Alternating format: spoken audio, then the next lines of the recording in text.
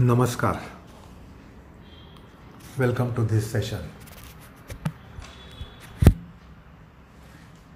Exploring more about Ahimsa in order to understand Ahimsa. It should be understood that the Ahimsa of normative sciences is semblance and very superfluous. Simply because this Ahimsa practice as a norm doesn't deal with mitigating ga-Dves. It is not ga-Dves viyukta Ahimsa. That means there is concomitance of ga-Dves and Ahimsa is practiced. So this is merely a semblance of it. Because we have just seen from the discourse of Mahabharata that Droham should not be there. And usually the behavioral Ahimsa is cosmetic. The mind is fully infested by kama, krodha, lobha, moha, mada, matsaryam. Nothing is done there, no management of all that, but just semblance Ahimsa is what normative sciences advocate. So it only becomes Ahimsatmak activity. They see that the Ahimsa doesn't manifest in motor activity. So the motor organs are only kept away from Ahimsa tendency. And anything that is beyond motor organism within the mind, etc., the ideomotor activity is fully under infestation of Ahimsa. It is completely exposed to Ahimsa tendencies by ga-Dves. Whereas in ethico-religious system, this is identified that the ga-Dveshas are the cause of Ahimsa. So something should be done at the causal factor, which is ga-Dvesha, or causal factor, which is Shadripus, kama, krodha, lobha, moha, mada, matsaryam. So they are the cause of our misconduct or our mind misbehaving. We may not misbehave, but the mind misbehaves. And this is what we do, which is a kind of suppression in our social life due to etiquettes and due to value to the face value of our personality. We have these cosmetic quotes that we are decent, we are harmless, we are benign, while the malignity is boiling within us. So the point is that in normative Ahimsa, they only take care to see that it doesn't bubble up to the surface of our activity. And therefore it is very semblance. There is also, it is ostentatious. That means we are pretending that we are good people. We are pretending that we are Ahimsa practitioners. So it is a mask that we put on while we are moving in the society. And it should be said here that semblance Ahimsa is more dangerous than express Ahimsa. Because express Ahimsa, the people will beware of you and they will keep themselves at distance. But if you are putting on the mask that you are Ahimsa practitioner, people will close to you and will get parched. So, more dangerous than Himsa is semblance of Ahimsa. Anyway, now yesterday we came to a point that sometimes the Himsa, some aspect of Himsa is inevitable. When we live, we breathe. By breathing, there is Himsa. When we live, we eat, and in eating, there is Himsa. When we are life, we want to be living, and then we become thirsty, and when we become thirsty, we quench the thirst by water. So certain Himsa is inevitable. Jivo jivasya jivanam has been repeatedly said. So certain Himsas are inevitable. You clean your house. So many of the life forms are driven away. And then you wash your place with some kind of liquid or some kind of acid, some kind of solutions, some kind of soaps, by which microscopic lives are killed. And that's how you ensure your safety. And these days we are very much familiar with sanitizers. What are you doing by sanitizers? You are killing microscopic life forms, bacteria and virus, etc. by using sanitizers. Now that is advocated and that should be done. But it can be noticed that little insight will tell us that the Himsa is inevitable, and that's why wonderful definition that it should be Droha Bhava.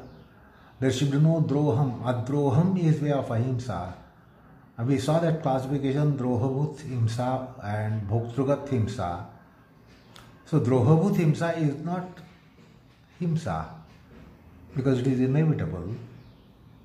But Bhoktrugat Himsa is something that we need to manage. Anyway, I was telling you that certain Himsas are inevitable. And spiritually disposed person is conscientious.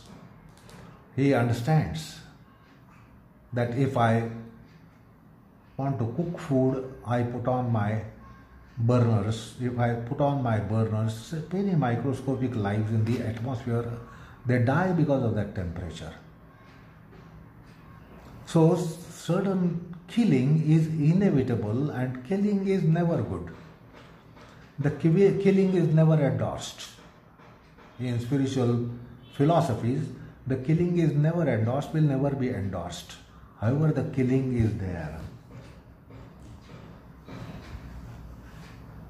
And therefore, I came to mention that there is a concept of Pancha Mahayagnyas. Because of inevitability of killing, destroying, harming, you can't be not harming anything, but you remain safe. For your safety, you will have to harm so many things. And that's why we take antibiotics, we take preventive drugs, we take vaccines, etc. What is it? So, we can very well see the principle of Jivo Jivasya Jivanam in the light of our times, present times. So, a conscientious person, spiritually inclined person wants to take up what is called as Papakshalanam. He admits that there is definitely sinning in merely our living. There is sinning. And therefore, such a conscientious person wants some measures to be taken for Papakshalanam. That means to mitigate the papa, to mitigate the vice, mitigate the heap of vice which we have built up. We don't want to add to it, we want to lessen it. And therefore, the ancient wisdom, the seers of the law, mentioned something as Pancha Mahayagnyas. And of course, we had got introduced to Pancha Mahayagnya concept in an earlier occasion when we were trying to understand the Yagnya principle. So, in Sanatana Dharma, this concept of Pancha Yagnya came up just to be aware of the sinning and killing that is involved in merely conducting your life. However, you might be ascetic. You may not be having any Droham. So without Droham, without enmity, animosity, that Ahimsa is created. Just because you want to be living, some killing is inevitable. So what measure to take when we are sinning to be living? We are sinning to be living. Because to be living, we want air, water, food. We want air, water, food, shelter. We want cleanliness. We want hygiene. What is cleanliness and what is hygiene? How do you keep your house hygienic? How do you have hygienic conditions? What do? You kill something. You kill some form of life. So we take today measures against cockroaches. We take measures against bugs. We take measures against insects. So pesticides are there. Insecticides are there. That ensures our safety. We will not be safe otherwise. Without any insecticide or pesticide, we will not be safe. So for our safety itself, we are committing sin, and to be living is sinning in one sense. And therefore this concept of Pancha Yagnya is really laudable, given by our seers of the Lord, sages of the Lord. So the background to the Pancha Mahayagnyas is like this, that when you are living, you have your house, you create a house, you live in your house. Now, when you have a domestic setup, you have something that is called hearth. Today you have gas burners, electric stoves, gas stoves for your cooking purpose. There is something that is called as hearth, and in ancient times it was something which was made up from earthen matter, and then people were cooking. Your ancestors, remote ancestors 200 years back, did not have gas stove, did not have microwave oven, did not have electrical fittings, electrical stoves, electrical burners. What were they using? What they were using is called hearth. So, burning firewood and then cooking the food, burning the firewood and then boiling the water for bath. So the hearth was essential part of a household setup, domestic setup. Like today we have a kitchen, and then in kitchen we have burners. Could be LPG or could be any other mode or form, could be electrical heater, electrical stove, but we need that. So temperature rises to a degree that some insects around there would be killed, and that is beyond doubt. So hearth is an important thing in domestic setup. The other one used to be what was called as grinding stone. Now this has been replaced today by grinders and mixers. But in ancient times they were using grinding stones, and they would be grinding, pounding. So that was also a place where Ahimsa was taking place unknowingly, unintentionally. So hearth is a place where there is unintentional killing, unintended killing, and then grinding stone was also a place where there was unintentional, unintended killing. Then the broomstick with which we sweep our house. So what do we sweep? We sweep the dirt out. Now do you mean to say that there is no life form in the dirt? So we sweep them out. So the broom and the pestle, etc., with which we clean our compounds. Then there is something called as mortar. This is again a kitchen apparatus, today replaced by kitchen processors and kitchen equipments. But your ancestors were using something that was called as mortar. So that was really crushing so many lives, microscopic lives. Then of course every house has a water vessel. The water vessel is another thing where life form is killed. Now when you want drinking water to be stored, how do you have the drinking water? You purify the water. What do you do to purify the water? You kill certain bacteria. If you don't kill those bacteria, then if you consume that water, you will suffer yourself and you will kill yourself. So water purifiers are killing some life forms in water.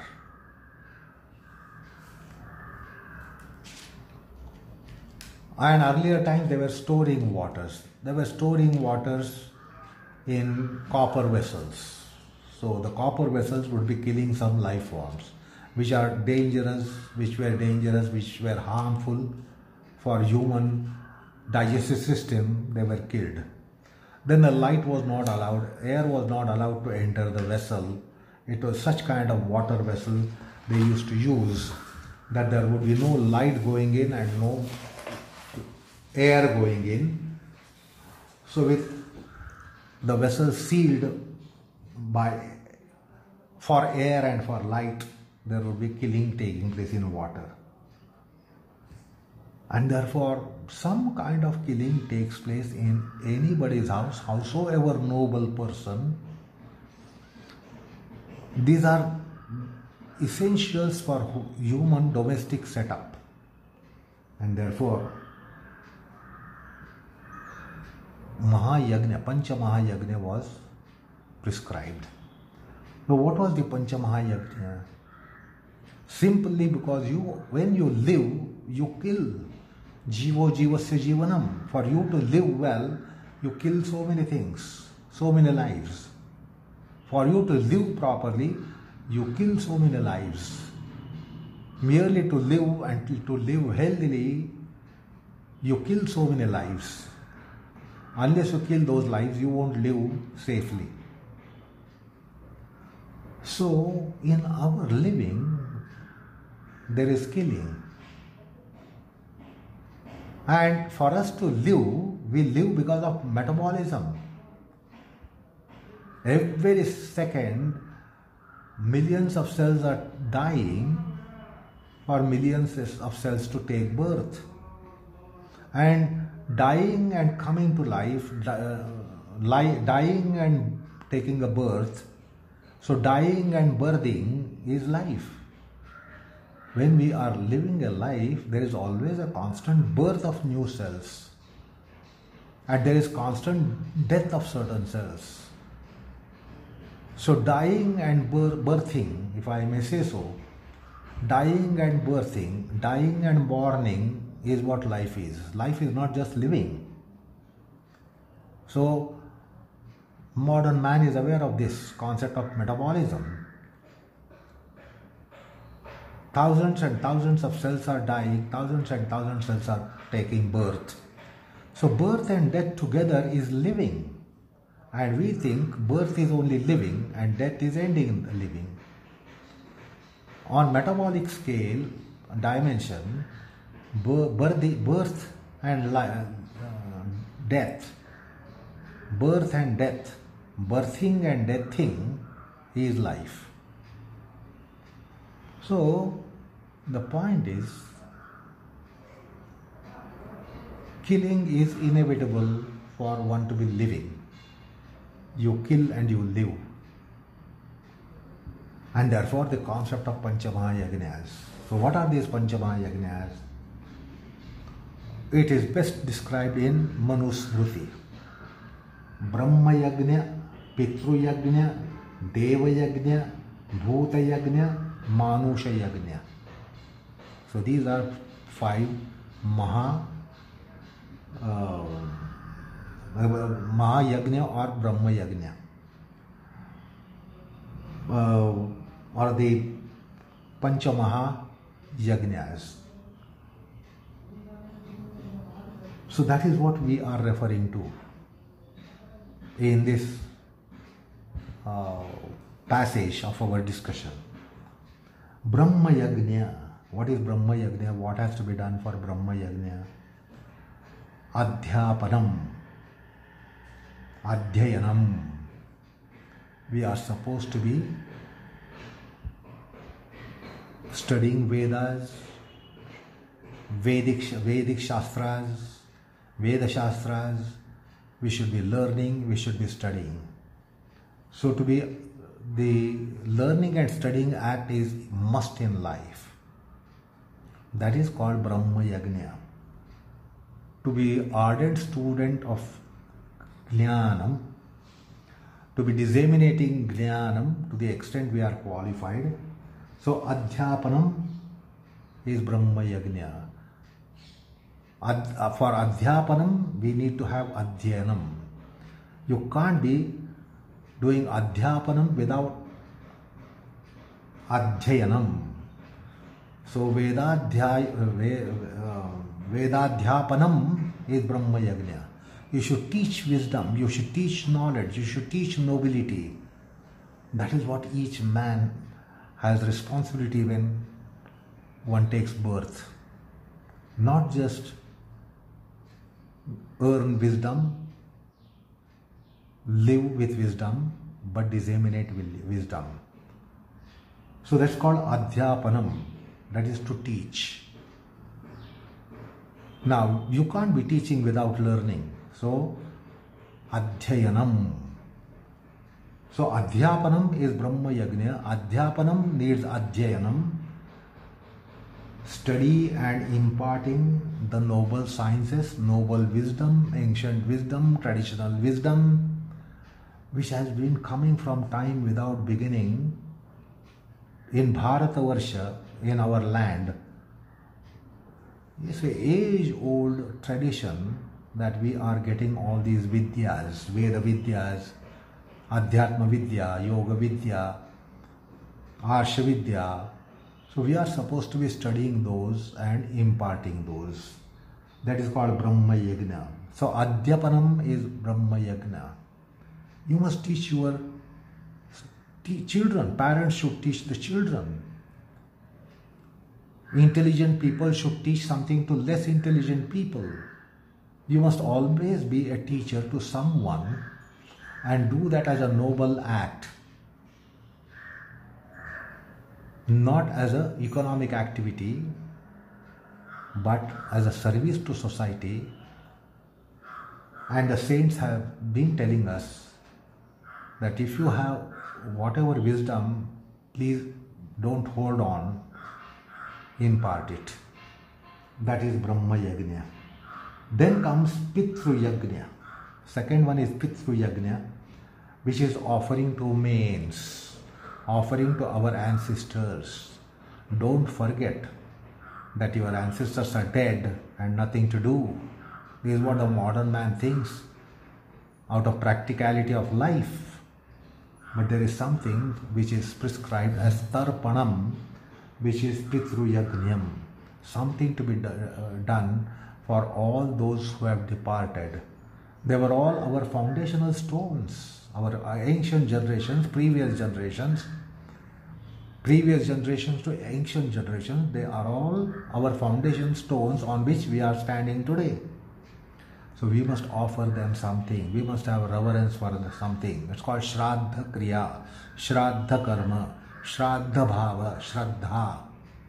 Shraddha for all those who were our ancestors, predecessors. We do owe them something which is immeasurable. So that's Pitru Yagna, Tarpanam. So the Veda Dharma speaks of Tarpanam for Pitru Karma, Pitru Yagna. Offerings to mains, offerings to the departed generations, and not just feel a sigh of relief, oh, they all have gone, thank God. And we don't have any gratitude for what they have done. We have got onto their shoulders to be where we are today. So Pitru Yagna. Then comes Deva Yagna.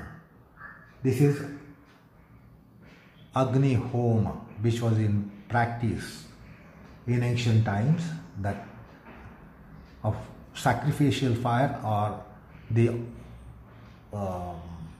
fire principles was worshipped.